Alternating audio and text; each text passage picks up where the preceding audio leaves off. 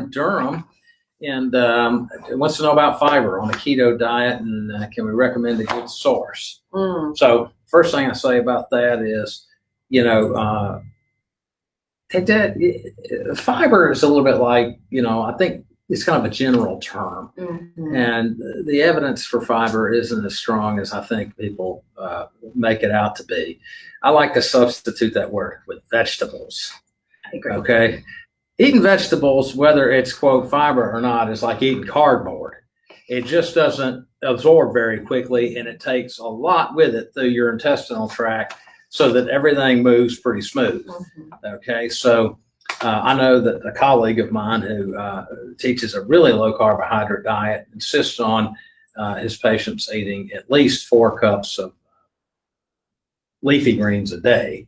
And many doctors more than that. So the first step to kind of getting your bowels right, which I think is the question here, is to eat more vegetables, right? And the ones I say really don't count that you shouldn't be eating a lot of are carrots, beets, and corn because of the sugar content in there and what they could potentially do to your insulin level, but everything else is good. Leafy greens are always safe, and the more of that you eat, you'll find that better things move.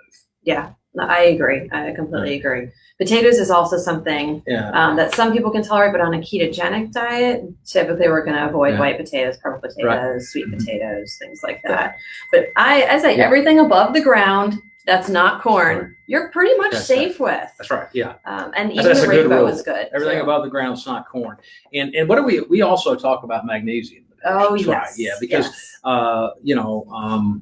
this really makes a difference in terms of your bowels moving if you're on a keto diet, and if you're on a keto diet plus some diet medication, which makes it both can slow down the GI tract. And so constipation is a side effect that we hear a lot, whether it's from a dietary switch, and it could just be a dietary switch in general, but keto does kind of have a rap for people noticing a slowdown more so. But any dietary shift can have a bowel change. That's right. But medication that we use as well can really slow down the bowels. And that's where a lot of people will go to fiber and be doing things like the Metamucil or the powders. And we have to be careful with stuff like that because some of them have sweeteners in them to make them taste good, because fiber without, in the context of a food, you have all the taste and the flavor and the nutrients of the food. But when you take that out and make it a powder, it's pretty disgusting. So they're going to put a lot of flavoring and try to jazz it up. Yeah, they're going to jazz it up so it tastes good. So you do have to be very careful. Careful what's in the jazz.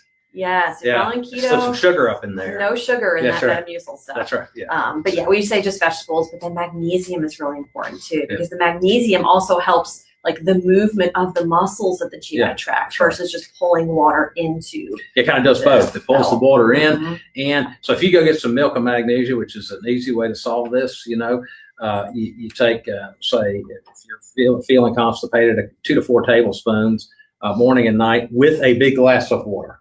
Yes. Each time. Yes. You want to draw that water straight into the bowels, get the bowels to contract, and it's simple and cheap. And for $2 or $3 a bottle, you're not going to go broke buying milk and magnesia. And look, when you stop doing it, there's no rebound constipation.